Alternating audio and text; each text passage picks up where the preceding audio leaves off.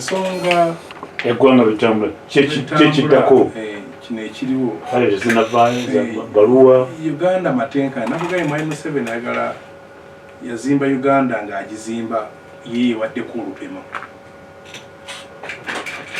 era bwagejja nga bata bwakogga nga bafunza ugenze n'otuwa ebbaluwa ye nange gye nasomyeko kiradde ku mukontimba ogwa X ng'agiwandiikira abazzukulu Martha Karua atugamba nti bano teri bujoozi businga ng'obwo kubayita bazzukulu abajjajja atali jjajjaawo kwegamba nga abalaga mwenna muli eno wansi naye nze mmanyi ebbaluwa eyo yabadde teyali tagiddamu ffe yabadde agiddamu Mwai Museveni abadde nga alwana nnyo okulaba nga mu Uganda atukyunya naye ng'ebweru alabika nga Democrat era bw'olaba speech Mwai Museveni zaawe ebweru owulira nga president gwe weetaaga teri kintu kibi nga kubana Nakyemali yasomako kibi Nakyemali yasomako kubanga abanga mmese akuluma bw'afuuyirira Secretary General wa East African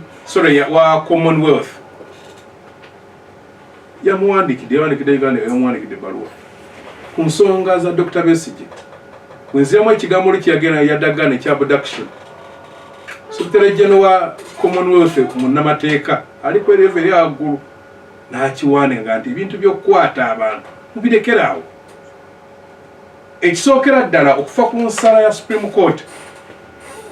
bw'ogyetegereza ne bwe twali twagiwinga nti Dr. Besigye talina musango wano e Uganda bwe bugamba ng'olina kyogezaako okukwasaganya kyonna kyonna era ekyamutwaza mu kkooti y'amagye tebaamutwalayo nti awoze era Mwai Museveni ayagala ekyakozesa kkooti y'amagye tebagikozesa nkooti Mwai Medi funako obudde ogendeko ekitalya olaba abasibe abaliyo abakooti maasho abamaze emyaka 6 tebatuuka mu kkooti naye nga bona bagenda ne babasolooza fayiro yeetuuseewa okujja mu kkooti osasula okufuna judgment osasula bali eyo basirikale era olwekibadde balwana ennyo ne judgment ya Supreme Court tekwata ku civilian yekka judgment ya Supreme Court ekwata ne ku basirikale kubanga bagamba eyo kkooti teewozesenga musango gwonna oguleetera omuntu okuweebwa ekibonerezo ekyokusibwa era abasirikale obadde ng'obasanga nga beebaza banne mwatulwanirira okulanga oba kubuulira kooti maasho ebadde nga kalyawo kantu baabasirikale be babwayo bakalyamu ssente kati Mwai Museveni bw'amanya mu kivumbi gwayo abuuza kivumbi ajja kufuna balooya muteeka eyo kubanga eyo omulamuzi omukulu ye Mwami Yoweri Kaguta Museveni ye mulamuzi omukulu kubanga ne babeera balayira kukuuma ye era bateeka mulimu n'akawaire akagamba mu tteeka lyabwe APDF active kooti eyo esobola okutuuka wakati negera nemwebuuzaako so kati kooti eyo Supreme Court neegiyiwa era kiri awo kigangatira kiri awo kyaggwawo tekiddangamu nakukola kyagezaawo okwagala okupangapanga okuzza ku kkubo so ne kumande yabayise agezaako aye sikuba okyogerako gwegenda gwe wabuuze singa kwaliwo ekyogerako nti kalekanye naye ebirowoozo baali babireese abayise abalagire nze bulijjo mmanyi omuntu abakadde bonna bemmanyi kulayana ku jjajjange bwe batuuka ne bakula babeera bakisa maama wange omukadde Goreti Nassanga yalinga akuba n'olwaleero nkyamutya mu kkuba omuggo naye omusaana busukulu nagamba gundi gundi afuukidde ekizibu namugamba maama twevuwe emyaka guli wakiti kubanga omulaka awankisa muzukulu wange bwomugamba gyekala ate omuzukulu wange temuleka ate njagala kusula naye nga tulowooza nti naye kati ate ffe owaffe gyayongedde okukaddiwa ate afuuse muzibu nti takyagala kuwuliriza takyagala kubaako na kirowoozo kino kati omusango guno gwe tubaddemu omusango habeas corpus bannamateeka gundi asoma amateeka agumanyi bakusalirawo kuolu ono akoze likodi ono akoze likodi ate olakwa tumumanyi era bateeka fayiro buli omu nakwata ku mutwe bamuletera erinnya lyennya mu kwatula Singiza zibu bamutwalira kakwenza nga Mwami Muhoozi amugize amutulugunyizza ayina amabwa gonna nga yina atirika namugamba ekifo ky'okugamba nti kakwenza genda mu ddwaliro yamugamba genda Luzira emisango gya zaake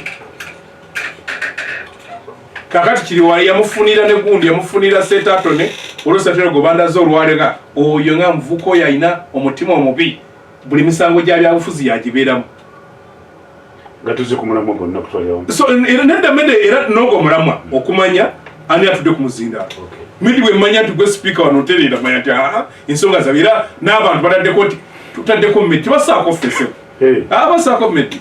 era ijemba netambula egombe busokoma bagambe ndi butulabire abaana bodaboda bagambe ndi butulabire so nti omuntu gundi presiding officer mukulu nnyo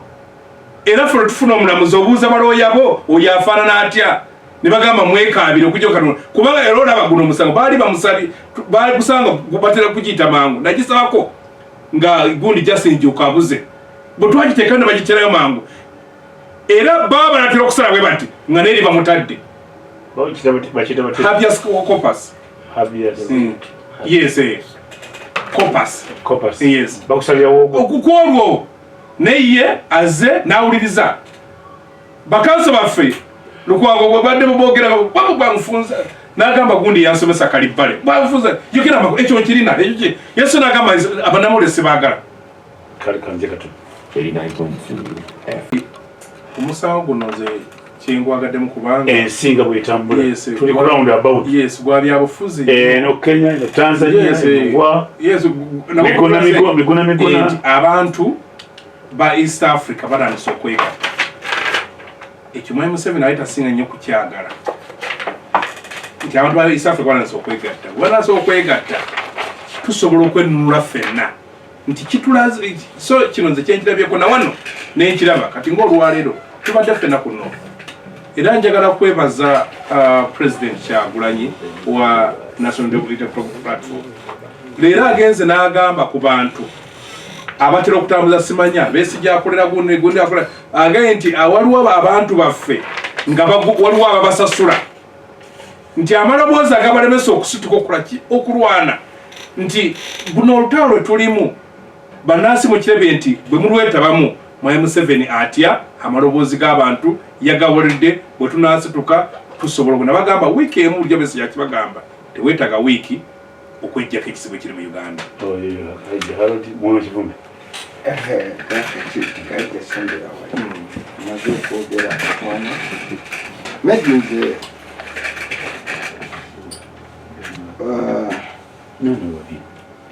Gavumenti eyagala kubino ebizeewo tukaabe olwamiro media abantu abasinga gavumenti osobola okufuga abantu mu ngeri bbiri nga bakwagala oba nga bakutya engeri meka osobola okufuga abantu nga bakwagala oba nga bakola ki Machiavelli akita respect and fear. Fear. Naye nze njagala fear. Yes, one of them. Njagala kukozesa abantu okwagala n'okutya. Abakulembeze bangi bafuga abantu n'amaka. Omusajja n'atuuka ewaka nga buli omu era yagamba emmotoka ojulidde daddi azze. Atabita daddi. Poliisi. Poliisi azze. Buli muntu naye afuna akafuufufu nolanga buli omu nga buli omu afuna akafuufufu naye waliwo omulala ajja abaana ne bacacyanca bawulira daddi atuuse buli omu n'abali mu bisenge babadde bali ku WhatsApp ne bajja bakwanirize ne bajja gatukyereze tumanize buli omu addeyo ku bibi kakati gavumenti nga zitegedde first of all bwe buwanguzi obutuukako ng'etegedde nti omukwano gwagenda ensi endala n'ekya democracy mu nsi endala nga Bungereza tezina elections za bisanja. Gavumenti bw'eraba ng'omukwano gugenze ogw'abantu nga guseebengerera nga tekyekekasa nti abantu bajagala wadde baagiwa emyaka 5 eyita kye bayita snap election. Eddemu ebabuuze nti nze ddala medi nze gwe mwagala bwe mba temwagala nze kale katubawe omukisa mulonde gwe mukola ki gwe mwagala kubanga yajja mu mukwano. Kati gavumenti ezijja mu kuwamba abantu ne ziteekawo ekiguumaaza ng'ente esula ku kyoto nti kati zireese demokrasi tesiti yaazo ennene ejja ng'abantu batandise okugaa nti naye gwe boosi nedda basigala nga bali abawamba oba basigala ku kino kye bayiguumaazizzaako. Kati njogera gino gavumenti zijja ne ziwamba ku muntu ne bayita abanunuzi bano ne bagamba twabanunula eggwanga lino ffe tulijja ewabi eno fundamental change ne beekalakasaawo ne bagaa tugenda kugula katwe wali bintu ne boogera bingi awo era nojja ebiri bye baayogera na bino kati bye balimu nti bano bakyukirawa aga nti ne beewunya n'okuwunya nti kati omuntu ofuga atya munne nga oli president eggwanga n'olifuga myaka 12 olifuga otya. Be bagenda tebakyekakasa abantu batandika okunyweza ebintu bibiri banyweza instruments of fear banyweza ebintu bye bayitamu okutiisatiisa nga naawe medi bwofuna nti kasooli bwebwegala okugira ofunayo ekigologoosi twasibanga ekisanja ebyalinga kyabyayi kasemufu otandika okufunayo obusemufu bwo obuteekeyo otiisekiise enkima zireme kujja because kati zitandise okutya abaali balengera gye basula bateekayo emisanvu eyali atambula ng'alina emmotoka 2 buli omu kati buli ali mu gavumenti eno ku whatever rank RDC ono agamba yakikira president alina abasirikale ono akikira president wadde kugombolola kati ono wagombolola bana barasi bagombolola owegombolola bwosanga RDC eyaza okukiikirira president waliwo yagiinako nga ne bagenda mu kayigo ne bamugjako nga ne baba agenda mu kayigo jamaani agenda n'omusirikale we ngamba nti kaka omanyi obuyigo bw'omu byalo buli bwenju buli bweru waki wa nnyumba ng'omusirikale agenda nayo ogenda okwesanga nga ne buli kyamaani waabwe kati ng'ono weerwengo era ogenda osimanyi bulungi ono muganda nge omanyi mutu w'abantu saagala kimusaako ogenda okusanga naye alina waakiri yesaako kakombati emabega ne mu mmotoka ye waakiri basaamu kakombati waakiri okagula mu bino n'okateeka emabega otiisetiise abantu. So buli akolera gavumenti eyo atandika okutambula ng'atya bannansi n'atali mujaasi kati teri akulira kitongole kya gavumenti eno atatambula nazimugulira kubo atatambulira gwegenda basange oyinza okusanga noga kati gwakulira KCC esimanya makulonza oli executive director eno tindikali ani akunoonya gwe masikini naye omusanga olumulonda n'omulaba nga bamuwadde ezigule kubo noga kati buno ono bamulonda ki ezo takabulu zaabwe kati abantu kwegulumiza kweteekamu kwegulumiza ebintu bibitawo bitobikwatakati embeera mwe tuli one njagala abatuuliriza bamatire ti Museveni yakkiriza nti bannayuganda bamukoowa omukwano gwagenda ekyaliko leepo kozesa kigambo njagala omukwano gwagenda yes kati biri bibiri one batuusa Museveni n'abantu be bonna tewali gw'osanga wa NRM atalinayo kapisito teri ayinza tasobola kuvuga gaali mu Kampala nze ntambuza ebigere mu kibuga nti abantu kundwisa mukama waffe sooka otunnyonnyola bino naye si kubatya naye bano buli omu gw'osanga bootogera okulaba nga wano alinawo kapisito kati fii eyo kati president si respect nze sagako respect abantu kati fear noona atiisa abantu naye yatya ne president Museveni ali mu kututiisatiisa naye yatya tatutiisatiisa kubanga mugumu yasooka okutya ffe yasooka okulagamba awaake bano nange nyina bateekako ekibode because nsiba ngamba wano Medi nti obwannakyemalira buyimiriddewo obwa Museveni ku masiga 3 erisookera ddala kutiisa bino byayisaamu Dr. Kizza Besigye n'ebifaananyi ayinza okuganga babitunuulira era aseka bw'olaba mu bbaluwa eyo olabira dda nti yagiwandiisa aseka kubanga agamba bugambi mundabye kyensobola okutuusaako gwe naddala jjukira behavior ya Museveni oluvannyuma lwaliwo Arab Spring okuva nti twaffe twali tubadde mu activism ne Bakaija emabega eri mu 80 behavior ya security forces teyali yeemu okuvannyuma abantu bwe bagenda mu Arab Spring kuba Arab Spring yatulaga abantu abaali abuwarabu abajjako batandika Algeria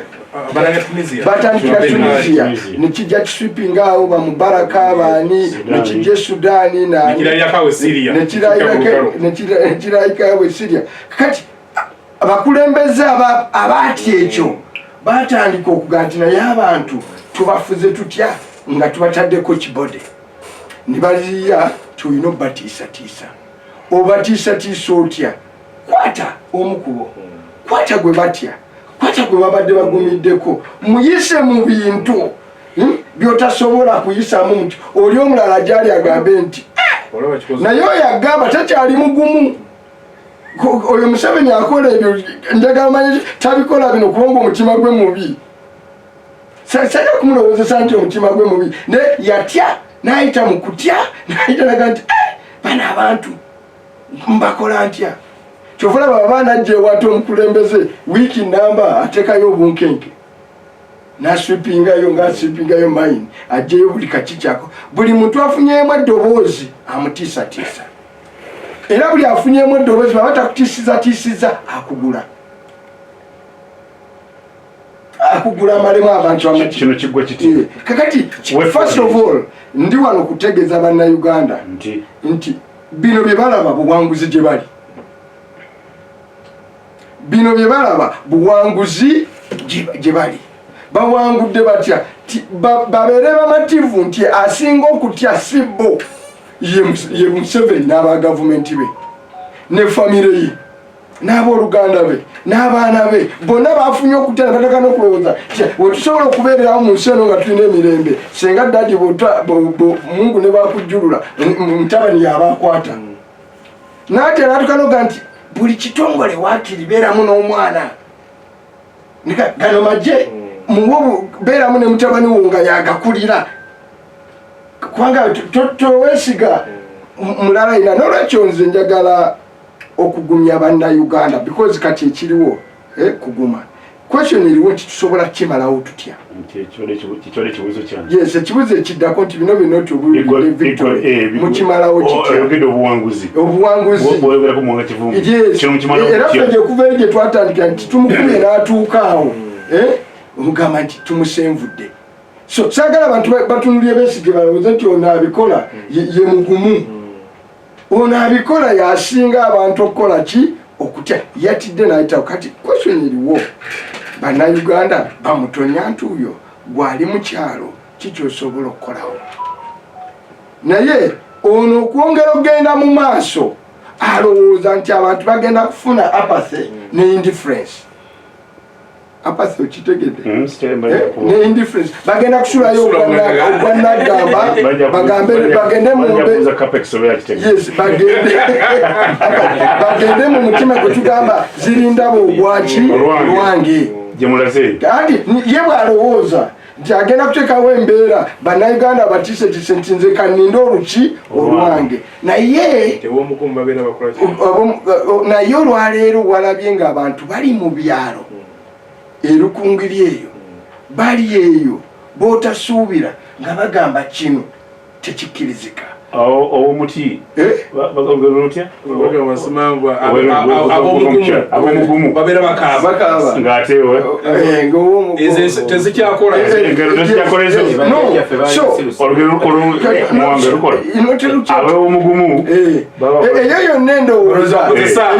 endowooza bwali kugereesa kunyweza busibirabugwa ebyo byalinga manya nsena okusibira mu bwa bwavadda naye mu kisolo yaffe bwaliyo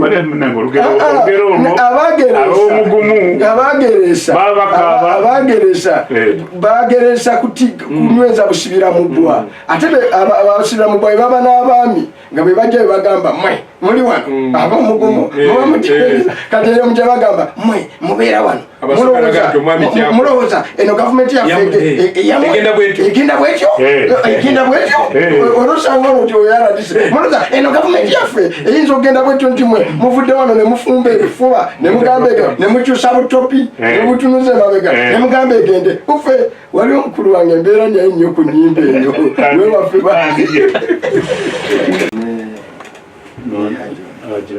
eddiini yaffe tugamba osanga ng'omuntu aweddemu ensonyi kaggwa ensonyi atakyatya kuswala atakyatya kufana manya oyo naye yayingiridde obukafiiri buuzako seegala akubuuze nti eddiini eyogera ki oga nti eddiini eyogera ki ku muntu aweddeko ensonyi atakyatya kuswala kyova olaba oyo omanya nti obukkiriza bwe bwakendeera genda obabuuze n'olwekyo bw'osanga ng'omuntu agamba nze nja kusalako omutwe nze nja kusalako nja kujjako omutwe gwe gundi nja kundetera ng'oli bwe manyi oyo mu mutima gwe yamaze okukkiriza ne yeematiza nti biri ebyokumwagala byagaana biweddewo no bweba yali agezaako gwaggwawo ono agalako n'ogufuna byagaana naga nti oba ssebo byagaana nze kubanga oba olina ensonyi oga nti naatunula ntya bwetyo situgamba edimu bya bulijjo ekyo nakikola nze medinsereko natunulya ntya banaagamba batya banandaba batya wedde mu bantu bano banagamba batya kakati banandaba batya yaggwawo naye abo abaggwamu omutima gwandaba baba balina ebyo bibiri one baba bafuna obutakkiriza oba okukkiriza nti bye bayagala byagaana ekyokubiri nga bamala okumatira nti bo bino ebyomukwano byagaana batekwa bantu batwala butwazi n'olwekyo nze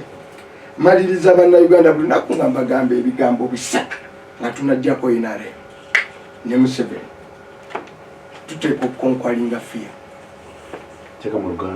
tuteekwa okuggwamu okutya tutegeere nti bali betutya be basinga okututya we twatuuka ekyokubiri ofcourse tukyogedde ku kiryanirated sente because sitaani eri ku sente ngataga bapima mu sente nti oyo meji oyo atatwogerera bubi tetumuyita muntu bunaku bwe muta so bannabikemali abasiga obwavu mu bantu ne babaleetera sente bwe babeetaagira naye ng'ekibaleeseza sente ezo bwakwaba bakuumidde mu buki mu bwavu ofcourse ekirala kubba bululu lwekyo nze njagala ebali bannayuganda nti kino bano abatutidde be tubasitukiramu mu ngeri etegerekeka nabo bajja kudduka kubanga kati tulina choice bbiri wano ewaffe either okukola bano bye bakola ekongo wakati wano tulinawo gurupu ekkiriza nti okuliisa amaanyi is the way out mwe muli ne Museveni obafe abagamba nti bye tunaabikomya tulina okwegema ku sitaani zino ze bayitamu okututiisatuusa. Nolwekyo Dr. Kizza Besigye gyali ne banne gye bali tubawe amaanyi, tubawe bategeere nti banunuzi bazira gye tuli. Nabo bonna be bakutte nga bayimiridde ku lutalo luno nga bali mu makomero olwaleero temutya. That is the way. Abantu nga banasitukira mu nsi yaabwe kakasa gavumenti etandika okubatya namwe mugishitukiremu kuba ebatya okusinga be mugitya.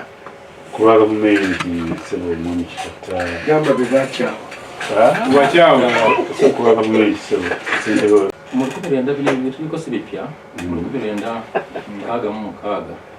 Yana tukimatu akina semateeka wano ya 2016 nga tufuna obwetwaze. 2016 Apollo Milton Obote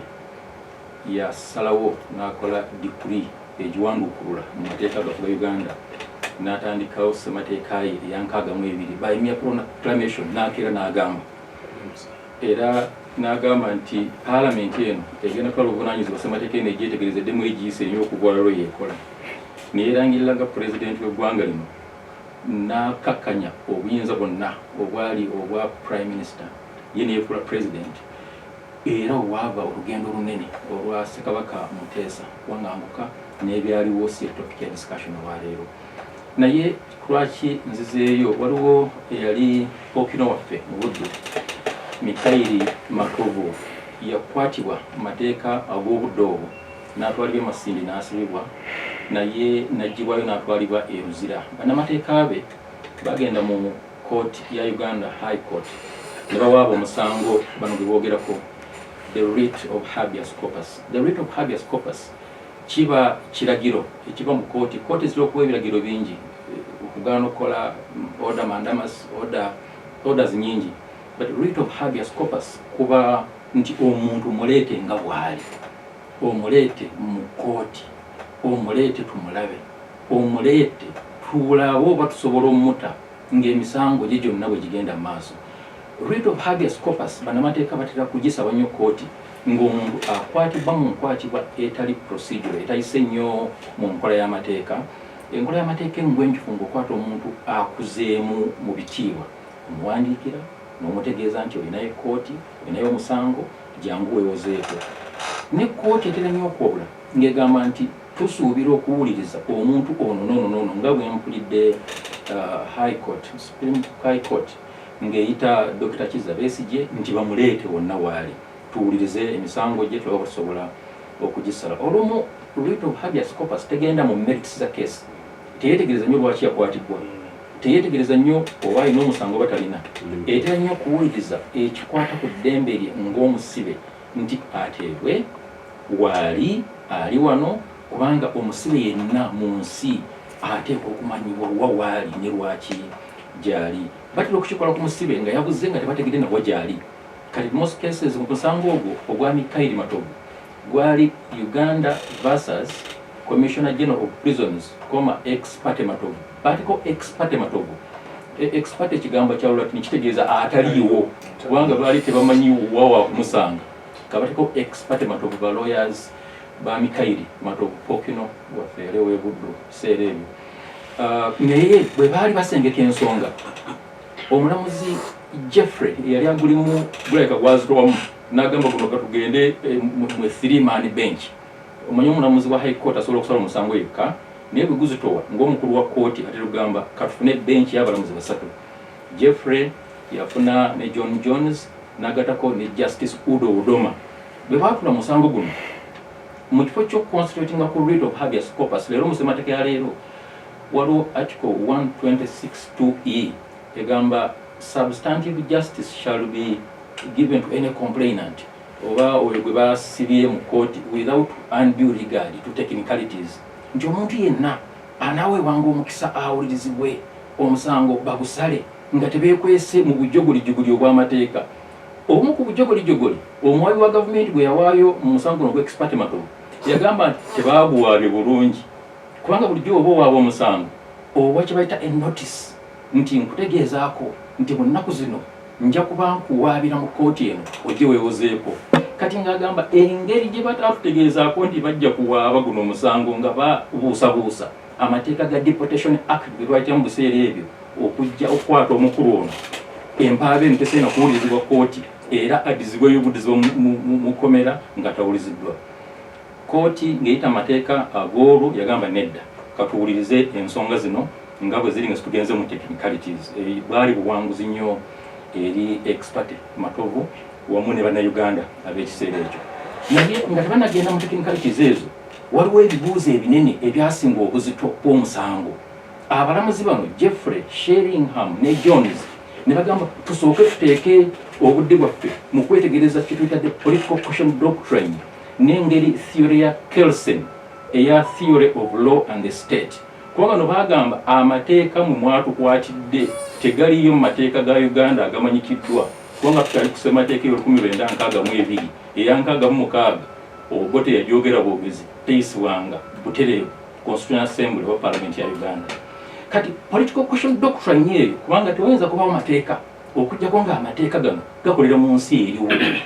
Constitution ensi gye bayita the state ye creature creating a constitution. Kati constitution eyo a creature of the state nesobozesa state eyo okutambula obulungi. Kati political question doctrine ono yali agamba amateeka ge mwankwatidde mu political deportation ordinance biki tegalina kubaawo. Justice Udo Udoma nga bwe yali obudde obupaka olwaleero yatuuka okuva mu kooti bwe yali annyonnyola the theory of the law and state yagamba nti mu butuufu tetuyinza kuba nga tuli wano nga kooti nga tuwuliriza omusango gwonna ate ffe abakola ku lwa state gavumenti eriwo ne tugamba nti kooti eno mu butuufu teriiyo era tekola mateeka. Ne bagamba nti gavumenti eba eriwo kasita wabaawo kye bayita a successful revolution. Successful revolution ezza emabega the law nezza emabega the state nezza emabega de jure and de facto neteekawo ekintu naye kibanga mu ntandikwa yaakyo kirimu ebituli byakyo. Kati olwaleero bannamateeka boolabye n'abantu abeekalakaasa okuva e Kenya okuva e Tanzania ne bina baagala okukola ne writ of habeas corpus eno gye bafayirinze tusaba nti egende maaso. Naye ffenna kyengezaako okuteekawo nti kasita bakwata omuntu n'agenda mu kooti z'amateeka, amateeka ge tulina okuyitamu okutema empenda engeri gyateebwamu. Nja kukakanya ne Minister of Justice agamba nti ekituufu baaluddewo okukikola. Ekituufu baaluddewo okukikola kyekyokusaba writ of habeas corpus. Naye okutuuka ekikeerezi kale onanyizibwa okutuuka ekikeerezi niyo oba otuuse oba tobuze. Ekirungi bakkiriza buti ekituufu bakikole. Ndi omu ku bannayuganda abakkiriza nti tulina okubeera n'enfuga ey'amateeka. Ndi omu ku bannayuganda oluvannyuma lw'okulaba Besigye bw'afaanana ebifaananyi ebyo ffenna ebbanga etumaze nga tumumanyi teyandibadde mu kkomera. Ndowooza ffenna tujja kwenenya abaaluddewo okusaba ateebwe n'abakyamulina kubanga bwe batakusaba fedde twabanga n'ebyokulya ebitono twagamba ansaba simanyi oba ansaba simuwa ate ansaba simanyi obwayagala. Naye gavumenti eno bw'ogisaba etera okuwulira era mu getuwuliddeko waliwo munnamateeka akkirizibwa okuteebwa kubanga baasaba. So njagala tubeere ne faith oba okkiriza mu mateeka gaffe nga Uganda. Gavumenti yawano ekulembera General Yoweri Kaguta Museveni njagala obutakkaanya ne musomesa wange wamu ne Kanso Kaija nti teriiwo nti yakanga baana nti yakibyo birizeze emboozi tuzogerere ewalala. Tukkirize nti eno gavumenti eriwo ekiseera kino paka 2026. President Yoweri Kaguta Museveni yawangula akalulu akataliiko kubuuza. Agaimwange omukwano gwagenda. Omukwano gupimirawa. Bagamba okuwalana bw'ayawula wayokera kubanja gujja bagira. Kati ono Kaija wabaye gavumenti eno eriwo. Fenna abagavumenti tusika amatw amanene ntugabikka wano akawuliriza we kabeera byayogedde ne biyitawo kubanga si omu kwakkiriza nti gavumenti eno weeri ate nga mwakolera gavumenti emuwadde emirembe ne wano Kaija tuli wano yakakasa bulungi agenda kutunda bulungi eka kubanga Kaija ono si mumenyi wa misango naye alina mikwano gye embizi gy'omusango ate omulya mamba abeera omu n'abamaganya ekika kyonna kyesanjagadde akibeeremu nga bannayuganda abali awamu atwagala kwegatta ku ngendo ez'okugoberera amateeka. Bw'oba olina obutakkaanya ne gavumenti bubawo wakati wa 2026 weesimbawo bwe bigaana n'olinda 2031 kubanga enfuga ya periodic free and fair elections weeri n'abaali tebakkaanya ng'akalulu ka 2021 kagenda bulungi mazima n'obwenkanyo muli vice president wa NUP Honorable Mwanga Kivumbi bwe baateekayo omusango baagwepimapimamu ng'abantu ba minzaani ne bamanya nti gano amayinja gazitowa okusinga omusango gwaffe era omusango baagujjayo ejjinya nisikayo lekka so ffe nga abana NRM tugenda kugoberera enfuga y'amateeka era olw'okuba olw'okwekanga kuno nkudde bagamba ate pulezidenti yayise caucus yes si bagambye ye yagiyise si by'abantu yagiyise era wabaawo obutatambula bulungi President Museveni talina kyekiri awo kyamaanyi akolera mu buyinza bannayuganda bwebamuwa palamenti eno agiyita entakeera caucus entakeera era kumpi caucus era palamenti bannayuganda balonda NRM ebule n'egweya so kale waliwo ababaka nga beetaaga okujjukiza kyekituufu beetaaga okuwabula era tunesuubi nti bajja kuwabulagana nga bagenza okukola ekituufu mu palamenti kubanga twagala kufugira mu nkola ey'amateeka era bw'aba okubeera mu kkomero okuteebwa amateeka gejja nange bulungi ekisookera ddala ku lwa gavumenti twazaawo enfuga ey'amateeka era tujja kukuuma enfuga ey'amateeka waliwo ebyogeddwa wano ekyomukisa omulungi mukulu Kaija alabika student nyuwa Machebere kubanga muwanga wayogedde ku fear ne respect oba love nalabye nga akootinga Machebere naye Machebere y'omu yennyini yagaa nti use your power harshly for a short time to achieve a greater stability for the municipality. Kozesa akoko ku buyinza bwo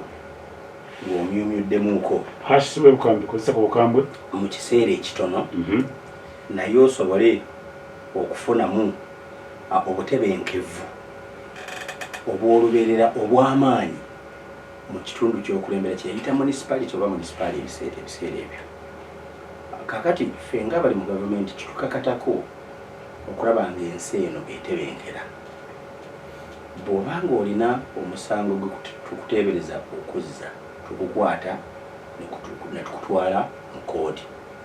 Kooti kyesalawo ne tukiwa ekitiibwa. Kati nga Supreme Court we yasalawo nti abasibe bonna babeere transferred batwalibwe mu kooti z'abantu ba bulijjo. Eyo process ogiraba nga tugitambuza ate nze nno njagala kusanyukamu nefaire zinagenda ndaba wandika amabaluwa ekyomukisa omulungi kiyinza okubanga nga baloyazi baabano nga Honorable Mawo yagambye nga nabo balina we baalagayamu manyi oluusi ebyafayiro oluusi n'okwogera ennyo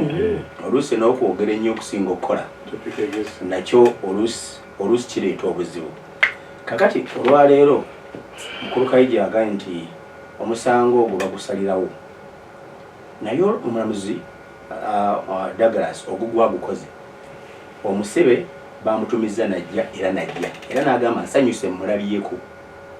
Kakati katuwulirize omusango kaddeyo era n'agamba agenda kuwa ensala ye obutasukka ennaku z'omwezi 25 omwezi guno tagenda kuddamu kule n'agenda kuwa ensala ye kitegeeza atuukiriza ky'obadde ogamba okuwuliriza akukoze. Era ffe nga bali mu gavumenti ndowooza nammwe kye mwandikoze kwe kulinda omulamuzi oyo asalawo ki ekyo kituba tulinda era tugende nakyo. Kakati Bayibuli mu Baroomi 13 naye erina kyeyogera egamba mugondere obukulembeze obuliwo kubanga obukulembeze obwo buteekebwawo Katonda era atakkiriza mu bukulembeze obwo n'akola effujjo n'akola ebikolobero ku bukulembeze obwo oba n'abantu obukulembeze obwo protectinga obukulembeze obwo bujja kuvaayo bumukwate okufuba okulaba nga wabaawo obutebenkevu. Osomyewa okwotizewa Bayibuli Baroomi 13 balina demokrasi abarundi balina demokrasiya balina demokrasi abarundi kakati mwami muwanga ayinza okuba takkiriza mu bebatta ne yesu fe mu bayibuli tugikiriza bani abata yesu bampa obudde kubanga bani abata yesu bampa obudde kubanga baddogo kakati nze nkootinze ekitabo sinnafunayo muntu achallenginga kitabo kino kubanga ebiseera ebisinga fe aba gavumenti twogera ate munange oba basanyufu nnyo nga mutuddamu kubanga mwagala nnyo sanyuka so nolwekyo tewali buzibu bwonna bwakwera pulezidenti yakoze statement ennungi gyenjagala nzikaatirize pulezidenti yagambye mwabagamba Dr. Kizza Besigye bamuteye mwandibadde mukubiriza mupushinga kintu kimu nti wabeewo okuwulira emisango gye mu bwangu kubanga Dr. Kizza Besigye embeera gy'alimu olwaleero tereeteddwa nti abadde n'obulwadde obulala ereeteddwa kigambo kya hunger strike kuwekalakaasa butalya kakati singa buli ateeberezebwa okuzza omusango anaakwatibwa neyekalakaasa obutalya naga nti kati bamutoole okubanga yekalakasiza obutalya kitegeeza tujja kuba tetusobola kumanaginga misango mingi kubanga bangi basobola okuvayo nebaga gundi yasettinga president yasettinga president ndi kutya Dr. President kyeyogedde gundi yekalakaasa ne bamuta kati nange kanekalakaase bante by the way honorable Muwanga President Museveni talina kutya n'oku Saabalwanyi talina kutya n'oku naffe ffennyini abamukolera kankubuulire tetulina kutya n'oku sitambula na musirikale ntambula nzekka okutegedde president bw'aba agenda awantu ffe ffennyini tumupulaningira entambula ze okutegedde kubanga threat yonna ffenna gye tutya yandibadde yabutujju bwe tugenda tulwanyisa so si bannayuganda bano n'olwekyo ffe nga bali mu gavumenti tetulina kyetutya naye bwe tuba tukola emirimu gyaffe tugoberera amateeka agateebwawo Mwanga alina ekintu kye yagambye nti Baradis yagambye nkolembera kagombole gombolo eyo ddene nnyo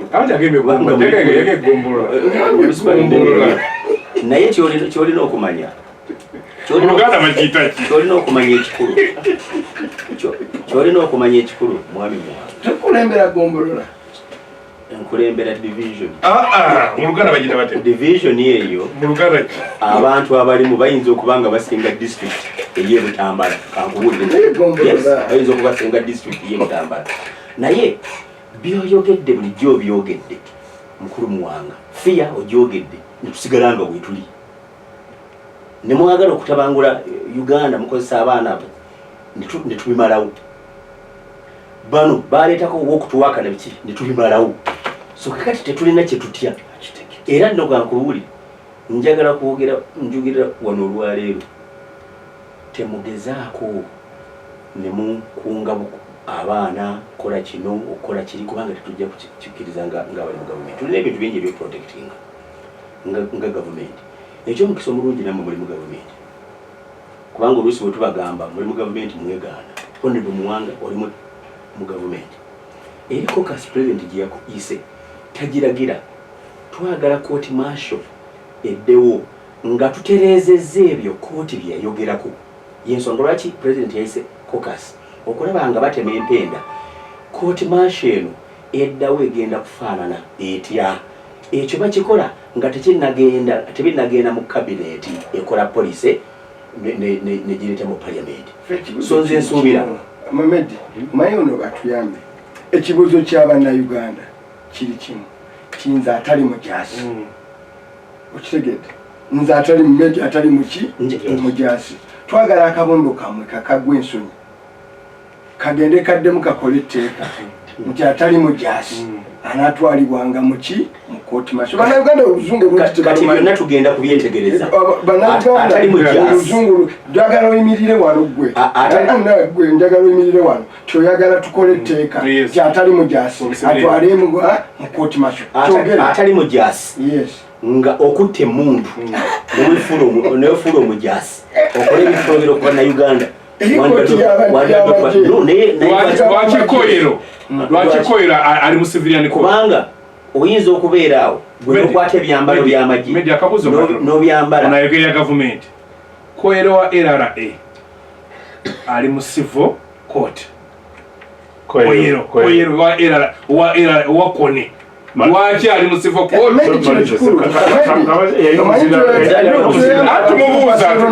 omakiramba abantu ku Barcelona njagala abantu bategeere akabondo k'NRM bakayita kali kuki era kati ekibuzo kye kigenda kuba kiki ekibuzo kiri kimu bannayuganda abaagala nti omuntu atali mujaasi anatwalibwanga mu kooti y'amaki y'amagye oba munnayuganda yina akoze omusango gwolowooza nti oba gwakulya muntu oba kwata muntu anatwalibwanga mu kooti eza bulijjo kwazibuweereza n'emisango kakati njagala obeere mugumu effumbiro fe abalirimu olusoma mumawulire babeera muwhatsapp bwengamba fe abalirimu ngamba gavumenti okasi egenda kufumba bagenda amateeka gano tugakola ku lwa bulungi bwa uganda mulimu abantu bangi betulina mu uganda nga bakutte emundu mu bitundu ebyenjawulo bano bagenda Iraka bano badde balizaamu bano badde kibaaki bwe tuba tukola etteeka tulina okutunulira abantu abo bonna ayinza okukwata emundu neyefuula omujaasi n'agenda akola ebikolobero ku bannayuganda tumuteeminga tutya era kokasi ye NRM bweneegamba tutambule bwe tuti ye polisi ejje naye ffenna kyenjagala tukkaanye nakyo nti twetaaga ekigambo kya kooti lwaki oddamu kyakoyero ekooti za bulijjo waliwo emisango egiwesebwa mu kooti zombi naye tekikkirizibwa okubeera n'omusango gwe gumu ne guwulizibwa mu kooti bbiri nga oli eno n'eno ku musango gwe gumu bakiyita double jeopardy. Treason kitegeeza kulya mu nsolo ate mmala kitegeeza kooti zitali z'amagye ziwozesa emisango egyo ye wano kisinzira engeri zigiyemu manyi enjawulo ya kooti n'amateeka byawukanamu n'okuyingira ku kyabasa nti giye oba neddojjo oba tojja nedda kooti n'omusango oba oguyise treason oba oguyise murder oba kibayita ingredients ebirungo ebikola omusango kati mu birungo ebikola omusango okugenda mu kooti y'amagye biri mu mateeka ag'amagye ebirungo ebyo mulimu okubaako kyokoze kyonna nga kyekuusa ku nkola ey'ebintu byonna nga bikosa era omusango baguyita batya omusango gwera mu kooti y'amagye omusango ogwera mu kooti y'amagye omusango katika sijakugera gwa besi n'omusango w'amagye baguyita batya treason oba murder gyonna gisobola kooti y'amagye kisobola ne ingredients ebirungo for example nga wakozesezza ekisi nga kimanyiddwa mu mateeka nti bannamagye bakikozesa nga wakoze enko okimanyi nti waliwo n'emisango nga bw'oguzza emisana gubeera bubbi bw'oguzza ekiro gubeera bagulary nga just enjawulo y'essaawa ekyusa obunene n'obuzito bw'omusango kakati Jamil Mukulu bamuvunaana ki bamuvunaana musango gwa mulimu gwa treason okutegeeza nti okulya mu nsolo ali mu kooti y'amagye Jamil Mukulu kisoboka bulungi ali mu kooti y'amagye njagala ofune kino njagala zeni mujega ziramu mujega ali mu kooti ya bulijjo wangi kubanga gye bamusoosezza ali mu kooti yaki okwewala kye bayita double jeopardy ali mu kooti yaki waliwo kye bayita double jeopardy kubanga ali ku musango gwaki waliwo kye bayita double jeopardy kireke kitambula yamba ku munno omanyi simanyi kyemwanguuza olina kyoyagala okutegeera ekyo njagala okutegeera nti 1+1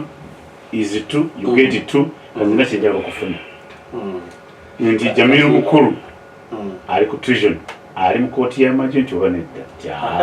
ali mu ya bulijjo Jamil Mukulu emisango emikulu egimuvunaanibwa mulimu mada ogw'okutta mulimu terrorism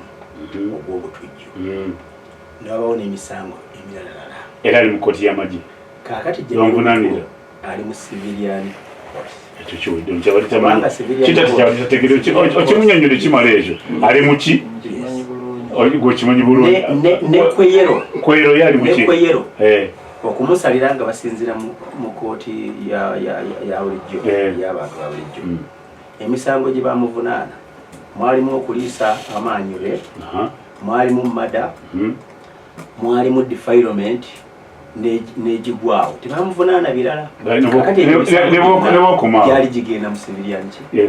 nebokomaawo onakyongakomakivumu omusajja oli benkiikirira bamikalabanda olweggulo bamala gango nabo bafuna emikalabanda nebafuna buzu nebafuna buzu baba tebasoma oba baniigiina kati owaniigiina akimanyi nti bakwata eyassa omuntu nemu mukyalo eyo babatwala mu kooti eza bulijjo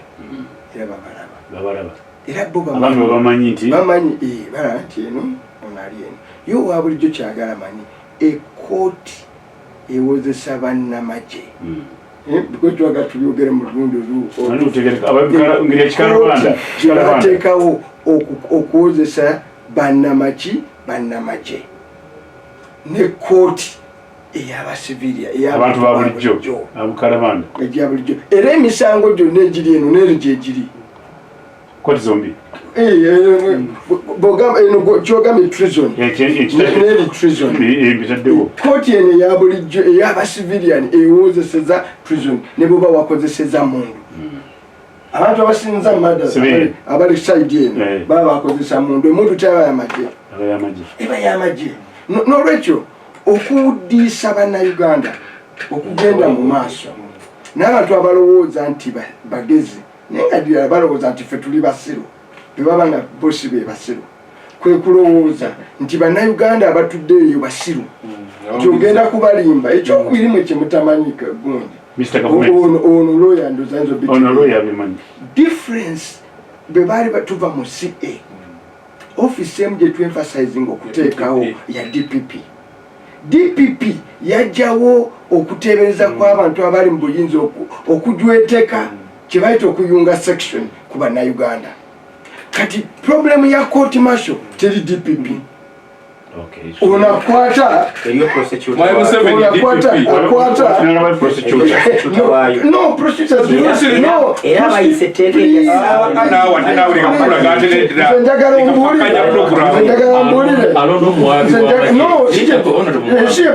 alondo omwabi w'amagye yaani era alonda DPP toyinza kukkiririza mu Bible ate nowakanya ebyawandiikibwa njagala ombuulire ani agitamininga katugenda wamanyikesi bokkiriza mu hadisi toyinza kuwakanya Kurani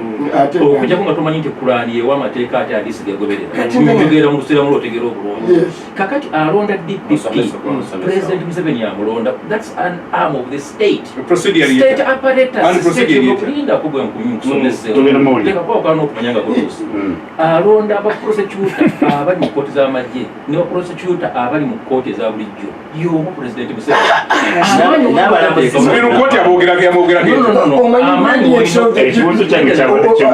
ono akimanyi kati kakuli omanyi nti DPP ng'akola emirimu gye tayagirwa muntu yenna sokolinde yes bagayi mu kooti martial bekyetaagisa beebuuza ne ku president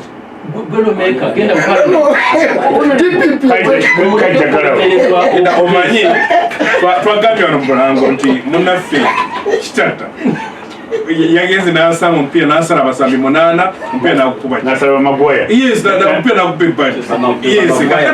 kati ate kati mu kumwaliriza ayagala okulagira nti bannange ebiri byonna amenye ebyakoze ki ebiranga ebyasoose nti ekintu kya ne kooti martial gye twogerako Supreme Court yagiggala okugamba omugenzi kooti martial nti treason kyeki kitatanazira yes nemwamada kyeki yes nemubuuza nti emisango egyo bajiwuliriza tebagiwolereza yali competition balinga balina competition asooka okukwata omuntu yamusiba so n'olwekyo ebintu ebyo babitandika ekifaanagana